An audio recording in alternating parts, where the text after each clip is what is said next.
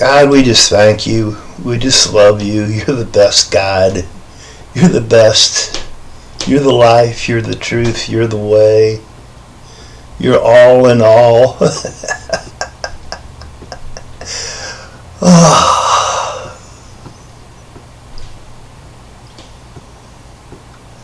Close as our breath. Close as our heartbeat. So near.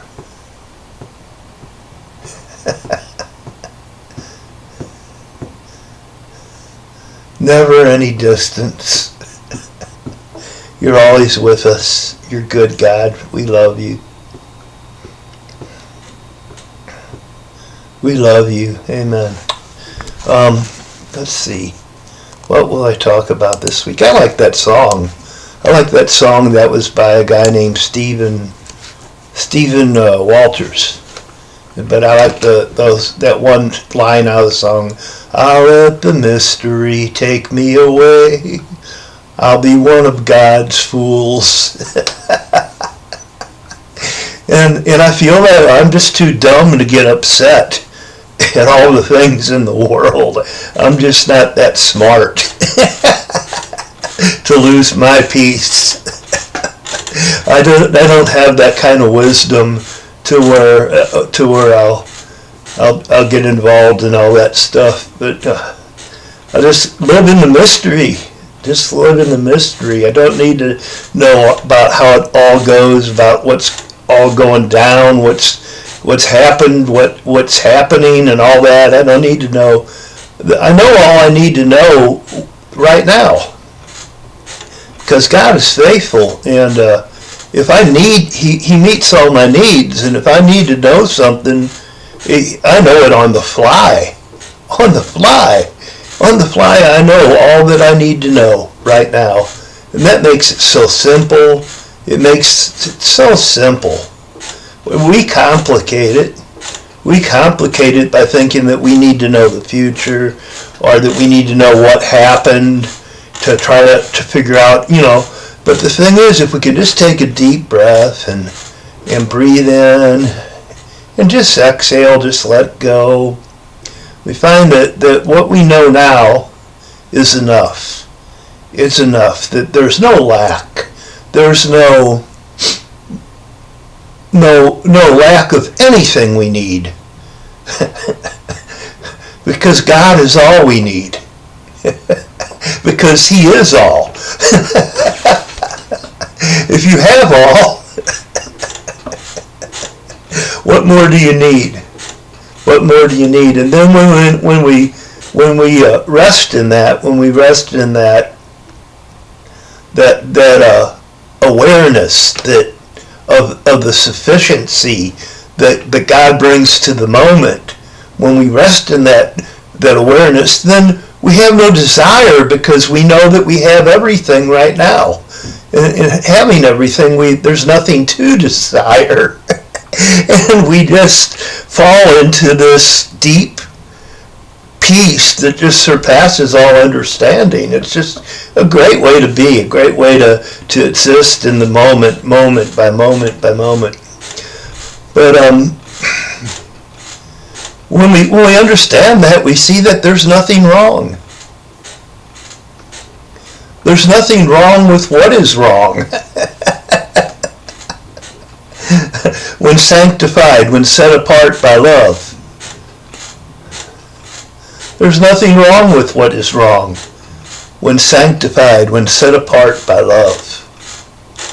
What can be wrong in the presence of love? And what can be right in its absence?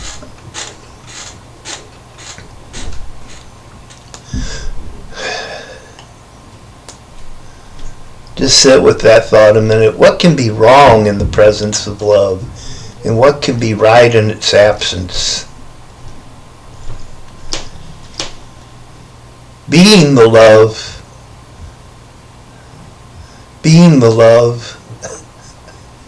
We bring sanctification, don't we? We bring righteousness, don't we? With us. We bring the light that we are to the world.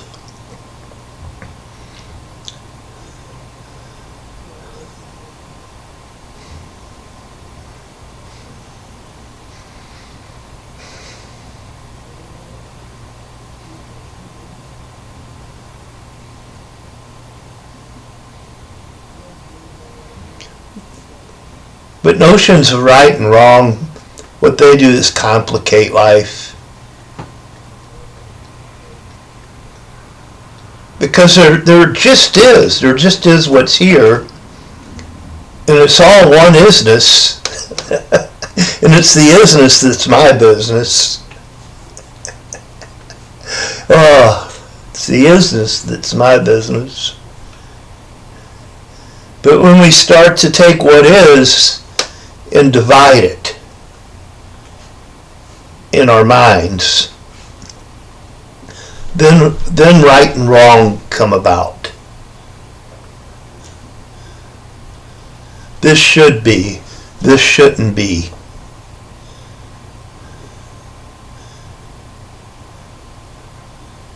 But how can anything should or shouldn't be when it is? Its isness alone makes it right, because God makes no mistakes. What is. So love brings the simplicity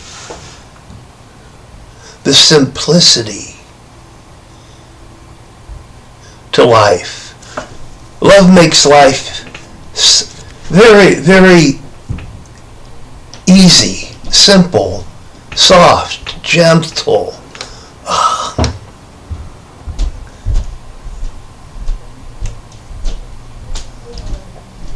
Comprehensible as far as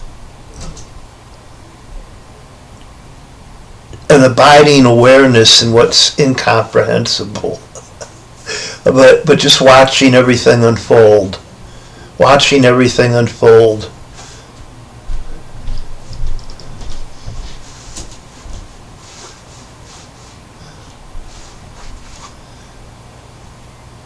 With really no expectations besides maybe that it all will unfold. And just watching it all unfold is sufficient. It's sufficient. It's enough. We don't have to be in control of it all. We don't have to grasp it all. We don't have to push any of it away. Nor do we need to ignore any of it. But in the simplicity of love, we can just sit with everything and just be. Just be. Just the way a star sits in the sky while everything goes around in the world down below it. And all the craziness goes on in the world. But the star in the sky, it just sits there. It just sits there and shines on it all. Just sits there. It's not moved by any of it. It's not upset by any of it. It just sits there and shines on it all. And we can be like that, you know. We can relax into our place in life, like into that space, that place that life is prepared for us before the foundation of the world.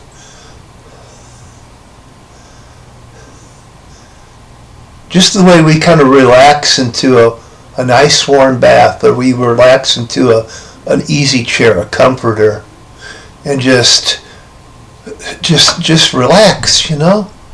Just relax the way that ice becomes water and just flows downward until it finds its spot. Just to relax and let life melt you and let life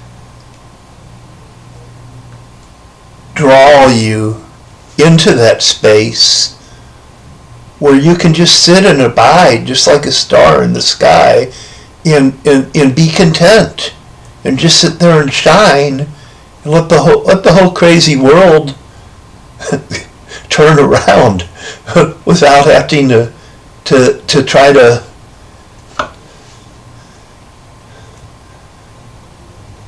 play with it. Just a real simple willingness to just be present. Just a real simple willingness just to be here.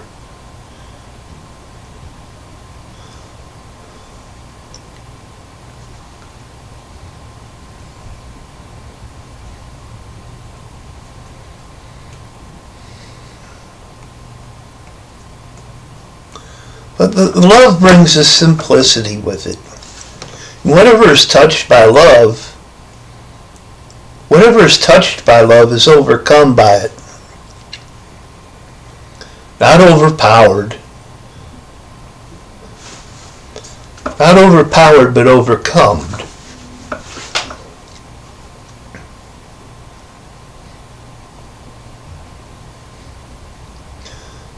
When I'm overcome,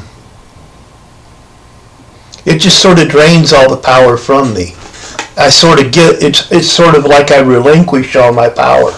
If I meet some pretty girl and I'm overcome by love, my knees will get weak, right?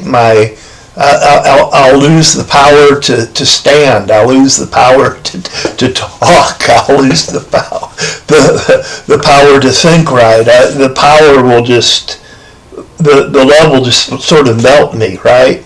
Well, yeah, when love overcomes us, and there's a love that's way beyond that kind of love, but when love touches us, when we're touched by love, it doesn't force anything. It's simply is something that we just surrender to, and so we're overcome by it. We're not overpowered by it. Love is something that just comes over people. It just comes over people. It just comes over people. It simply happens. Love just happens. You can't manufacture it. You can't make it happen. You can't make anybody love you. You can't force anybody to love you. Because love just simply happens. It just comes over people. It just happens. It doesn't arise from power or force. And love doesn't contend. It doesn't fight. Because love doesn't contend, it can't be contended with. Because love does not contend, it cannot be contended with. The war is over when the conflict comes in contact with love. Bring love into the conflict and the war stops right there. Right there. Just that quick. It's done with, it's over. Because love simply doesn't contend. Love does not contend. It doesn't force its way.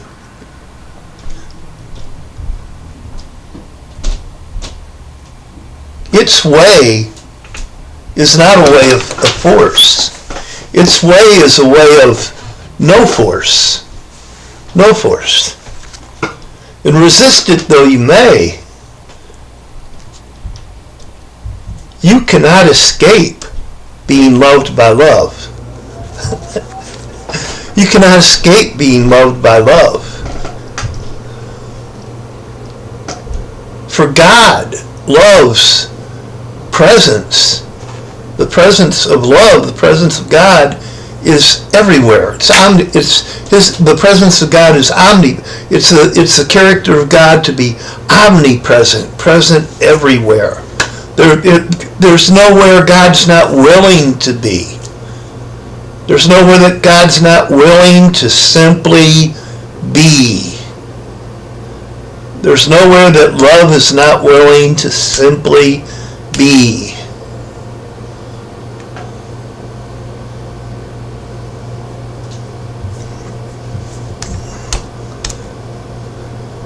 Everything is wet in the ocean. And what is tossed into a fire is melted and consumed by that fire. So how will you resist such fervent love? Try as you may, you can't avoid it. For you've already become it. The war was actually over a long time ago.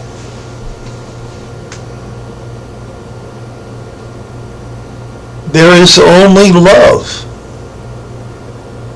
Only in time do things appear wrong, do things appear right.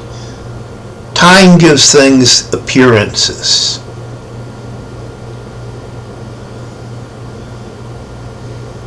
Yet if we distance ourselves from the notion of time and simply sit and be with what is,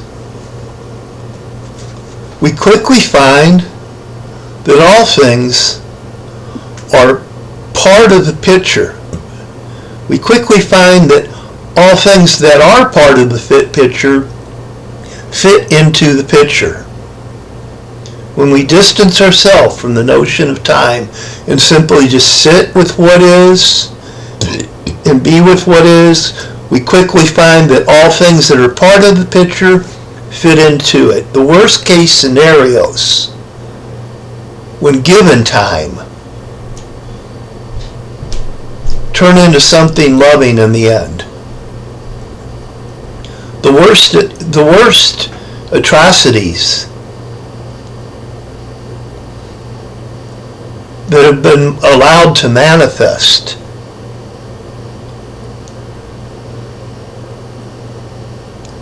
are turned into a compost, into a manure, into something for flowers to grow in when given time.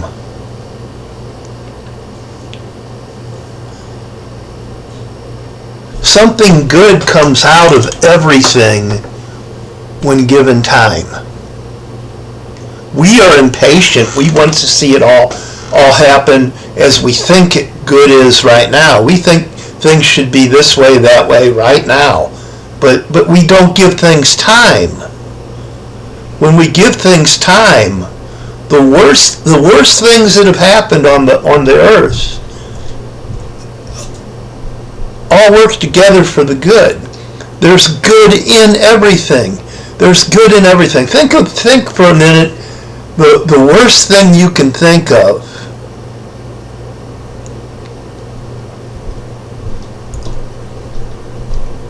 and you might not be able to imagine any good being in it, but it's good. It's all good. It's good. There's good in it.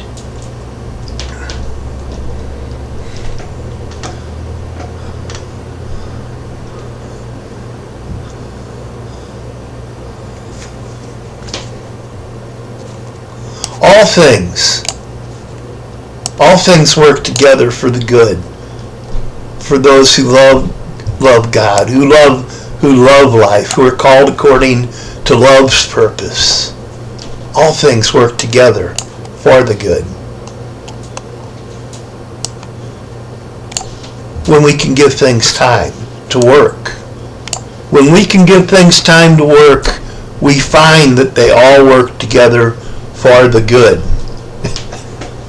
Because love can handle all of it. Love can handle all of it. There's nothing love can't handle. Nothing needs to be taken out of the picture. Nothing needs to be taken out of the picture. Nothing needs to be taken out of the picture, because the very picture itself is alive. Life is not a movie that can be edited by self-proclaimed producers. All of what you think and do, all of what we think and do, is really none of our own. Oh, we think so. But even that thinking that we know, even that is none of our own. It's none of our own. Because there's nothing that in reality is owned. When everything is one, what can be owned? Ownership is just a notion, a belief. It's not real. It's not real. One of the cool things that happened, it's recorded in the books of Acts in the Bible, it's recorded that after the Holy Spirit was poured out, which is a spirit of wholeness, right? A spirit of wholeness. That they had everything in common, and nobody claimed anything for theirself. The notion of ownership just didn't even make any sense when people had the mind of the Spirit, when they had the mind of the Spirit of wholeness, when they had the mind of the Holy Spirit. Right? Yeah.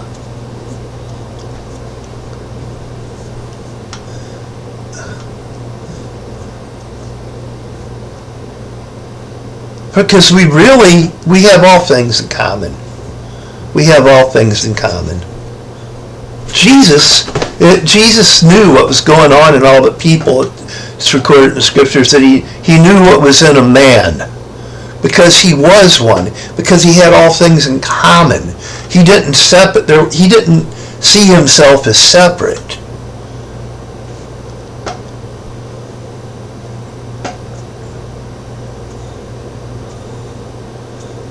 And there's nothing that we come across that isn't common to all of us.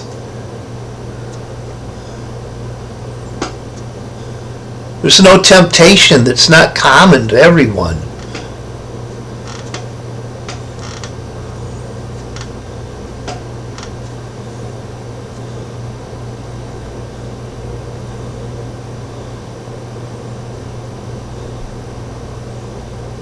There's no trouble that's not common to everyone.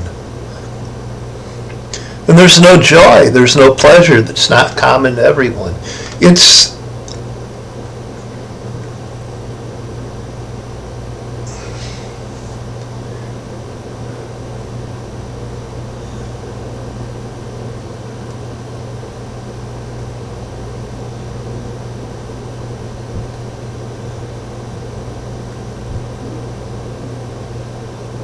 one life.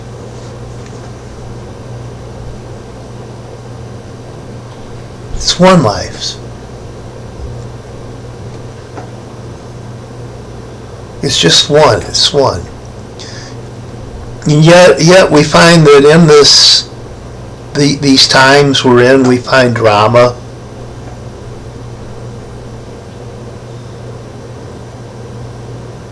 But even that's part of life, isn't it?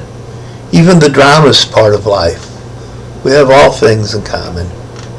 And the drama sort of brings the movie to life. What if you watch a movie, it's the drama that sort of draws you into it, right? And the drama can actually work together for our good when it's in life's hands, because in time it draws us into life itself.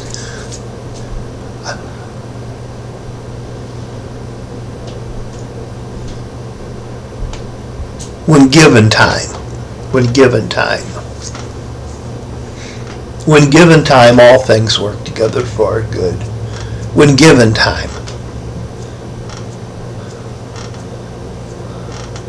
But drama has its place. How would we know pleasure from pain if there was just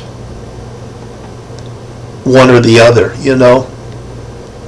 So there's a flavor, there's a zest, there's an essence or a zest that life adds to time. There is this like zest that life adds to time. Yet in the big picture, in eternity, nothing's wrong. Nothing's wrong. Wrong and right do not exist beyond our notions of time. In time, things may take the appearance of right and wrong, But we're told not to judge. Jesus tells us not to judge by appearances, but to rather discern righteously. Not to judge by appearances, but to discern righteously. An old story that I think it's the Buddhists tell is this one. It's of a horse that runs away from a farm, and all the people in the neighborhood go, "Oh, that's bad, he lost his horse." And then the next day, the horse comes back with 3 other horses, and they all say, "Oh, that's good, that's good."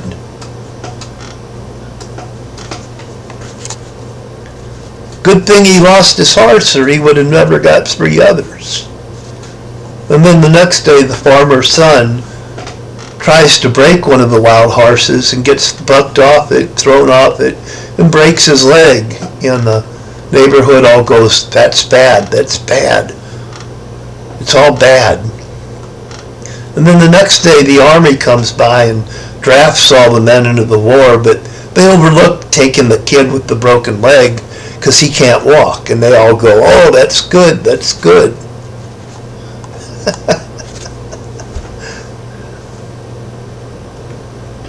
Right one day, wrong the next. Wrong one day, right the next.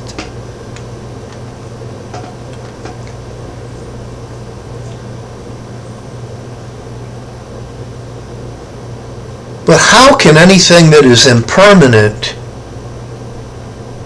be right or wrong? Take a moment and just sit with that thought. How can things that are impermanent be right or wrong? Because anything that is right, being impermanent, can't stay that way. And anything that is wrong, being impermanent, can't stay that way. So impermanence brings this hope to everything being all right.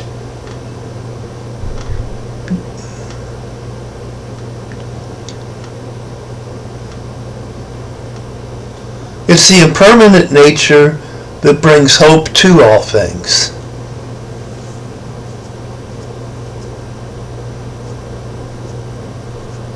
If there were no impermanence,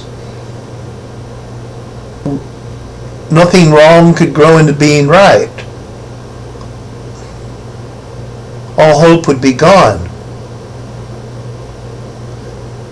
So it's love that allows impermanence. It's love that allows things to come and go. It's love that allows things to rise and fall.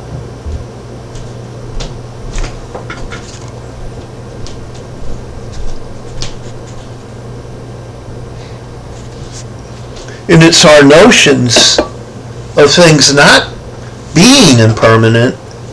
It's our notions that things are set in concrete. It's our notions that things don't change, that take from us hope, that leave us in despair.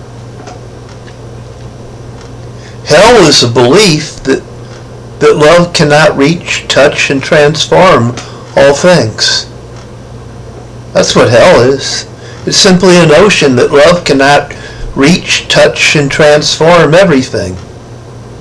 Hell is a belief that things cannot change, that things are set in stone.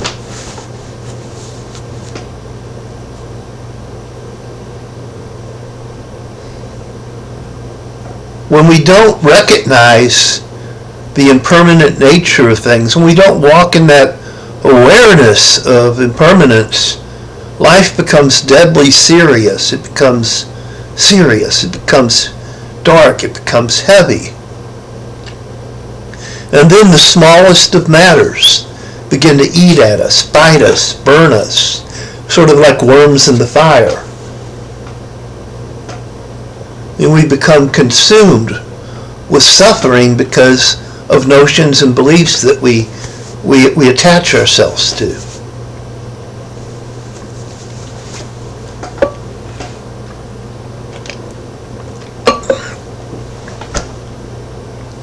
Yet hell is in heaven. Hell is in heaven when one is unconscious in paradise. You can be in paradise, and if you're not conscious of that, then that can be hell for you.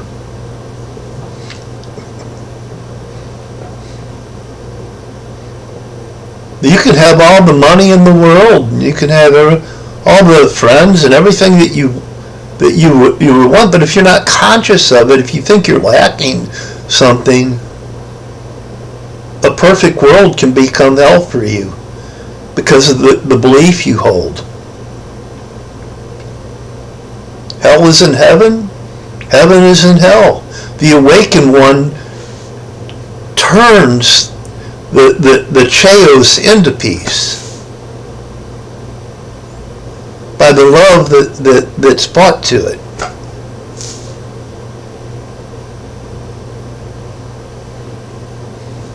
The awakened one transforms the chaos into peace.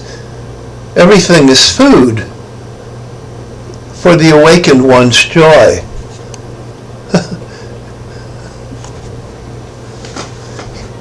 Everything is food for the awakened one's joy. There is no hell to the awakened one. He knows no hell. Because there's no place that the awakened one senses that he does not belong. He belongs where he is. He is love. He is love. Love loves all.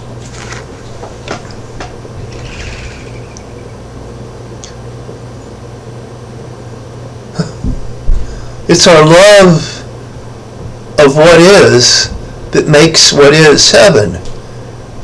If we don't love what is, we will remain in hell.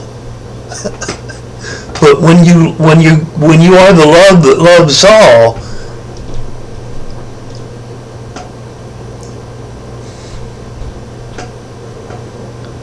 when you are the love that loves all,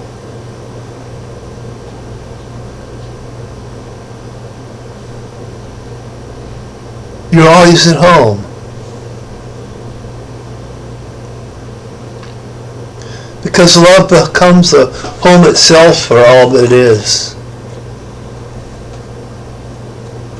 The domain of love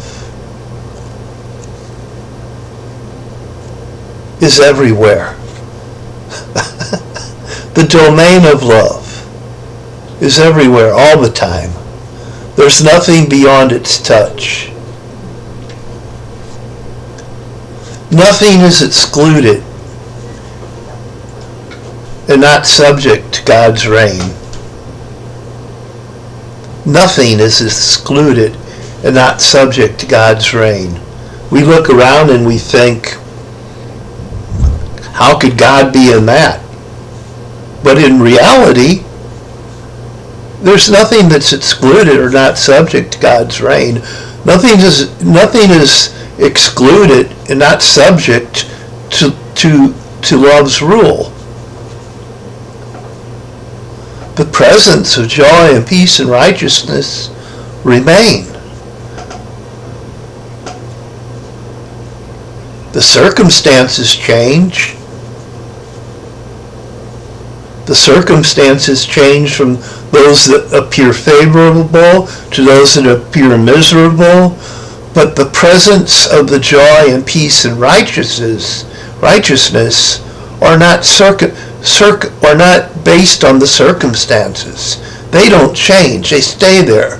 Whether we are aware of them or not within the circumstances, that's another story. But the presence remains. There's peace here now. There's joy here now. There's everything being right where it should be right now, and that stays. That remains. That remains. Righteousness remains. Peace remains. Joy remains. Love remains.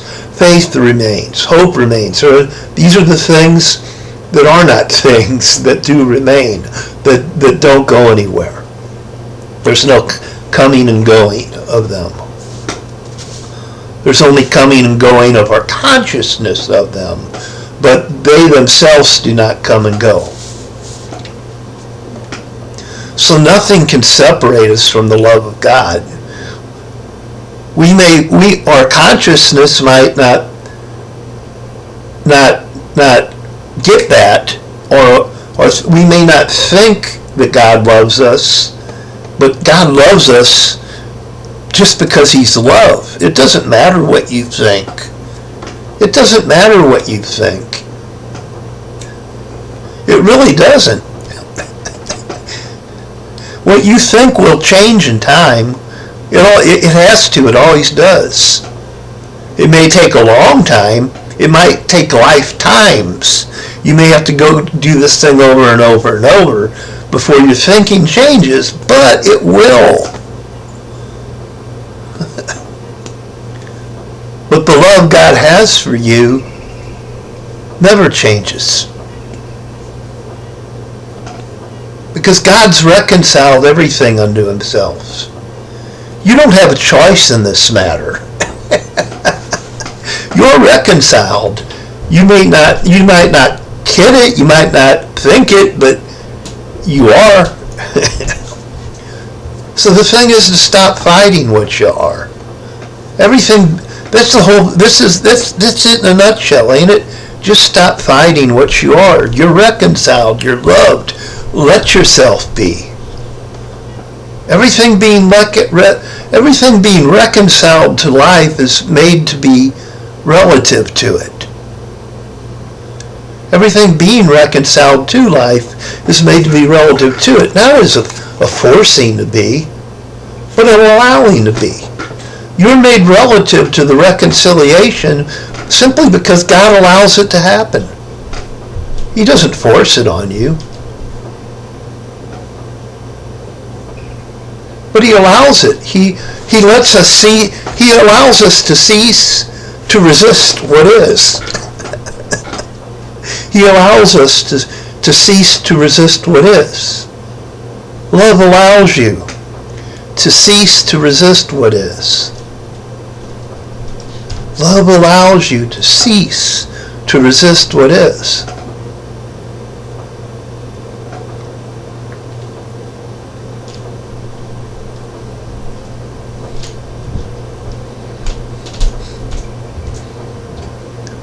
What cannot be made void by your imaginations of what love is.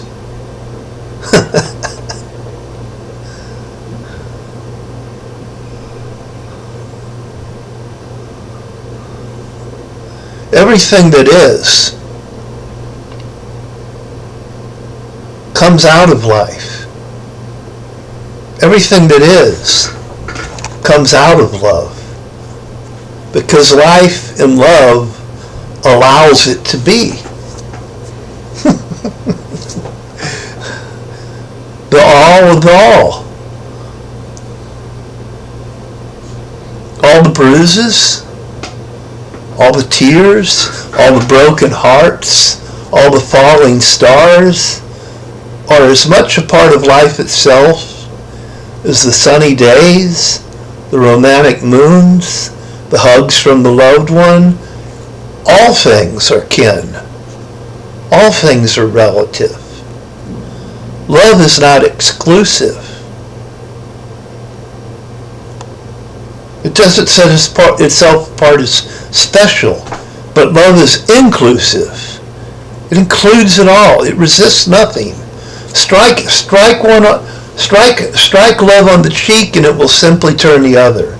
It doesn't strike back. It rather demonstrates that the one who is stricken is the striker. It simply mirrors.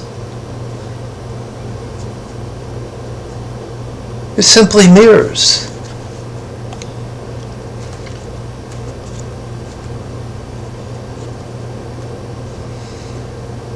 The Tao, the way, the Tao of love is empty yet inexhaustible.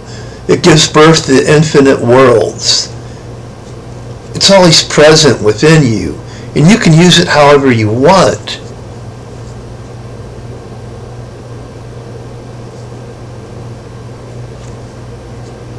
A candle's flame is not taken from it by putting its flame to another wick.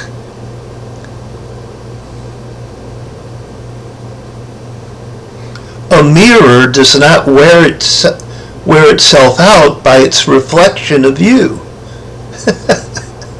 Love is like that.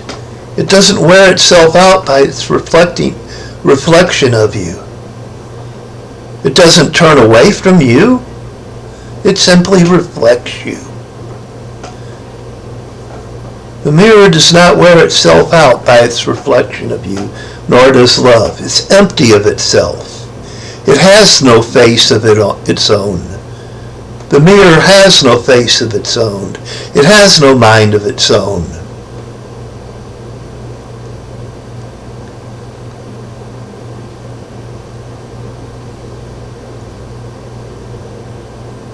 Because there ain't any its own. There's no ownership here.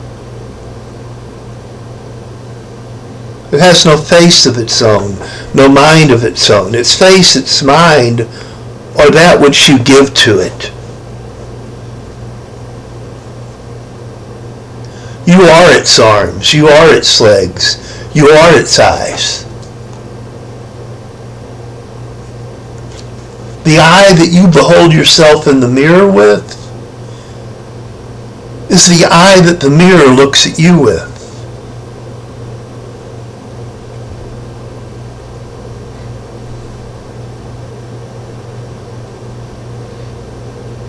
And thus it gives birth to infinite worlds. Everything is a reflection of it. Nothing is known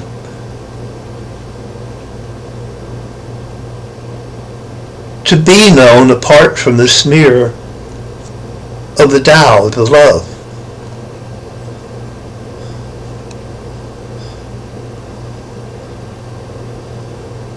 Nothing is known to be known apart from this mirror, from this mind of love. How it just flows with everything. You can dance before this mirror. It's altogether graceful in following your every step, in perfect time with you, in sync with you. Life is altogether okay with you. Life is altogether okay with you. Why are you not with it?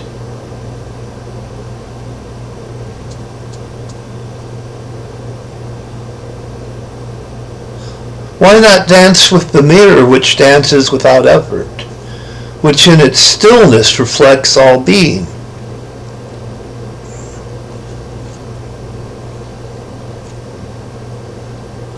Look at life as it looks at you. Look at life as it looks at you. Look at life as it looks at you. In stillness, in silence, in singleness, in an unimaginable simplicity of heart. Come to see eye to eye with the eye that you are.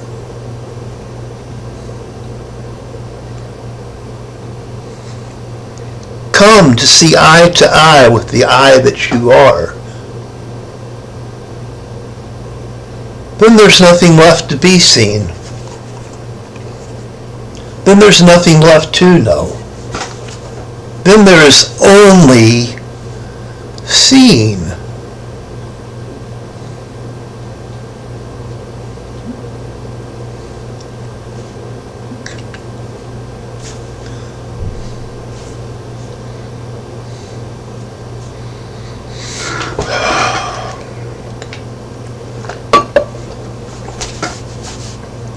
It takes a lot of effort to inhale, but to exhale, it's not about effort, it's about surrender.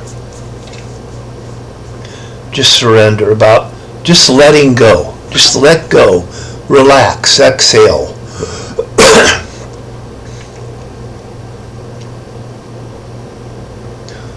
When you try to hold your breath, you suffer.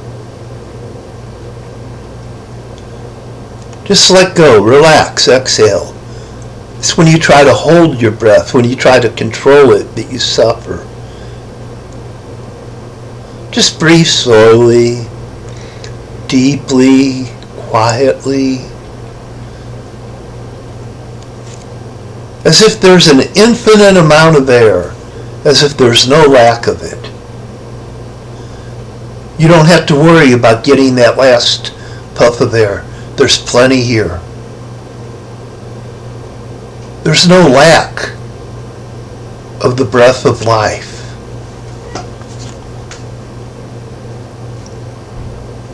There's no lack of the breath of life.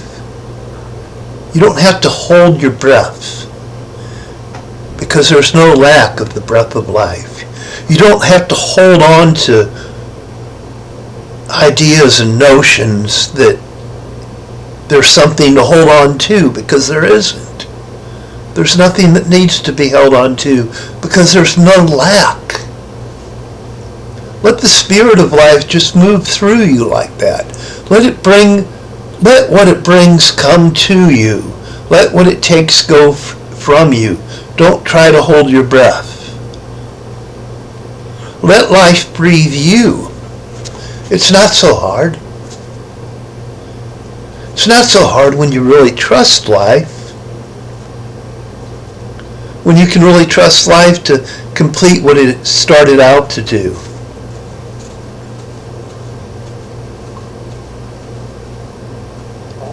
Life's plans are living ones. Life's blueprint is a living one. The plans in blueprints of life are designed. They're written on the fly. They're written in the present moment. Your karma comes from here. It's not from what's behind you. It's what you do now. It's what you do now with what comes to you. It's what you do now with what comes to you. It's what you do now with is what makes life what it is.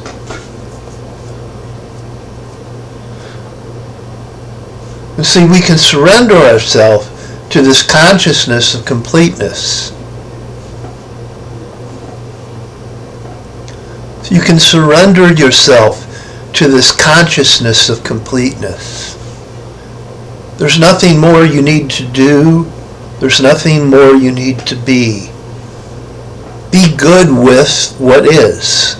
Be good with what is. You are good. Be good with what is. Be good with what is, and all things are good. What's wrong with being good with what is?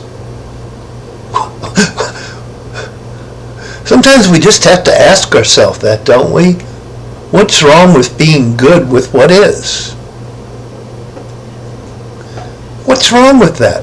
What's wrong with being at peace with what is?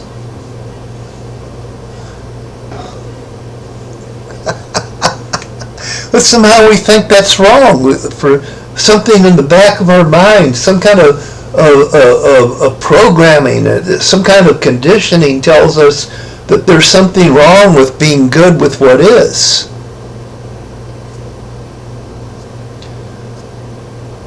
But what else besides what is can you be good, can you be well with?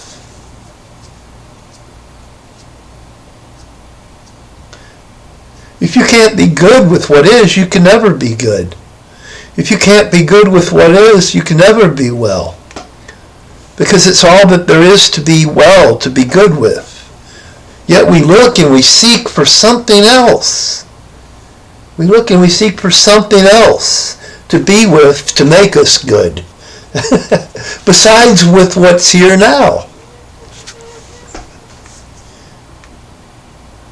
And that's folly. It's vanity. It's like trying to make a snowman out of melted snow. To try to make good come out of what is not present. What good can come out of what is not? When you digest that, when you grok that, you find that all things are good. Nothing is wrong. It's all well. And with that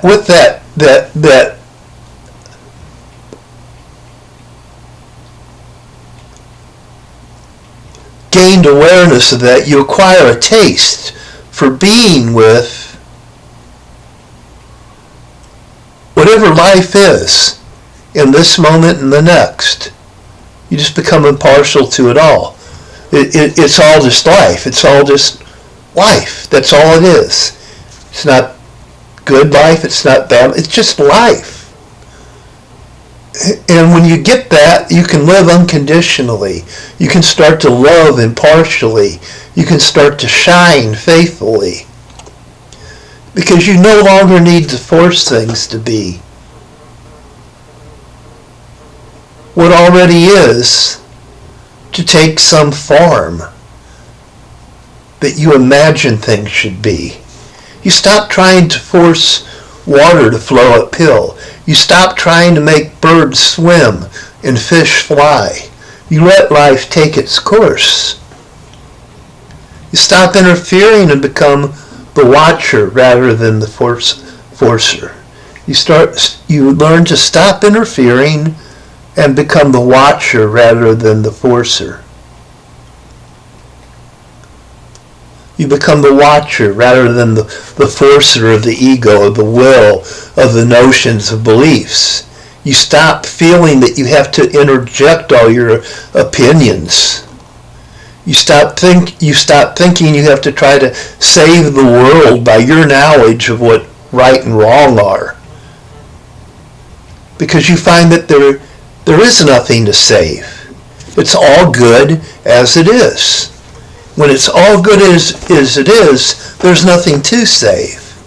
Only save yourself from the world by saving the world from yourself. Yeah, that's a good mantra.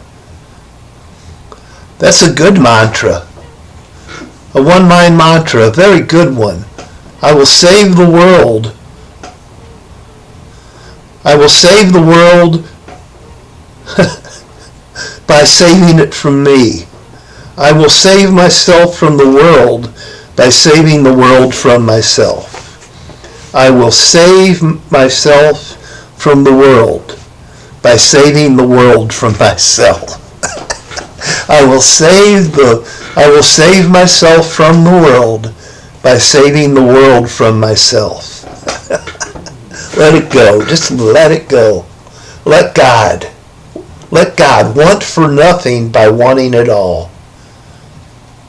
Desire nothing by desiring it all. When you want it all, there's nothing to want.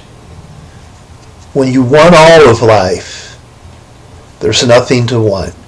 When you take life as one lump sum, there's nothing to gain. There's nothing to lose.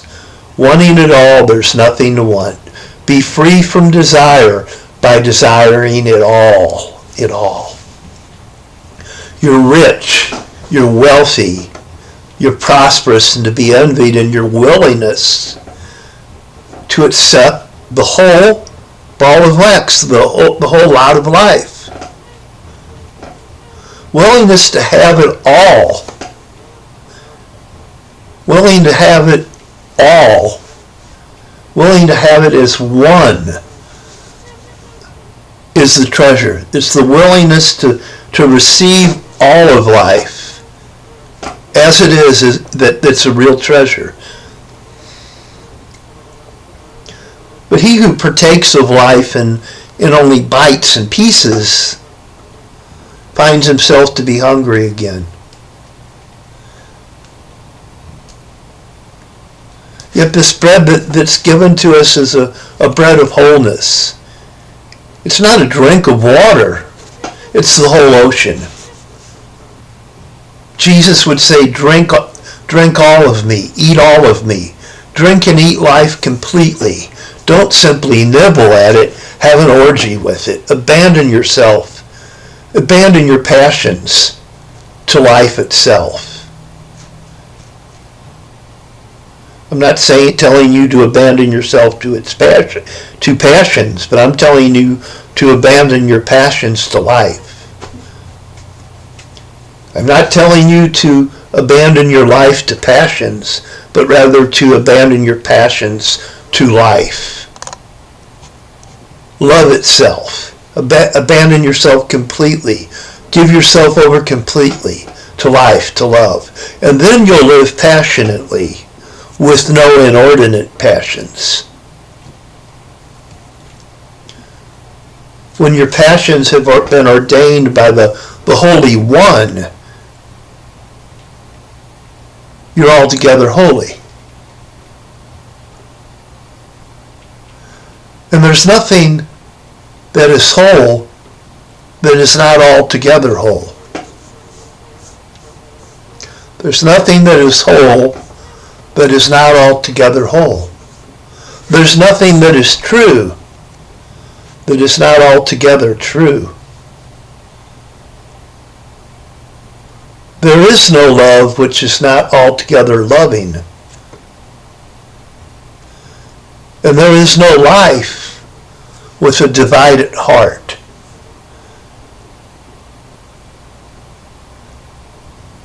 You must give all to be all.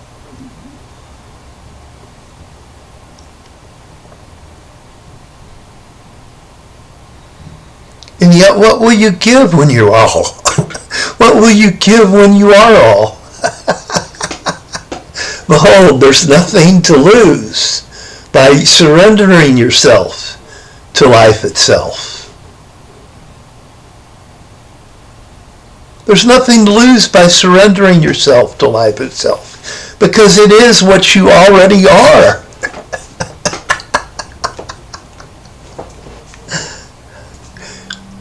It's futile. It's futile to imagine that you can give anything to life that has not been given to you. There's no gain. There's no loss. There's only complete and absolute abandon of the notion of separation here. Your lot in life is what you got in life. Your lot in life is what you got in life. And so we can meekly inherit what is here without a fight.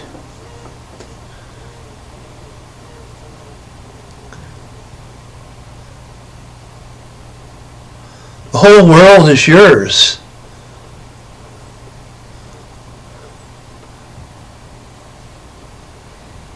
It's all yours. It's all yours or none of yours. It's all yours or none of yours. It's all yours or none of yours.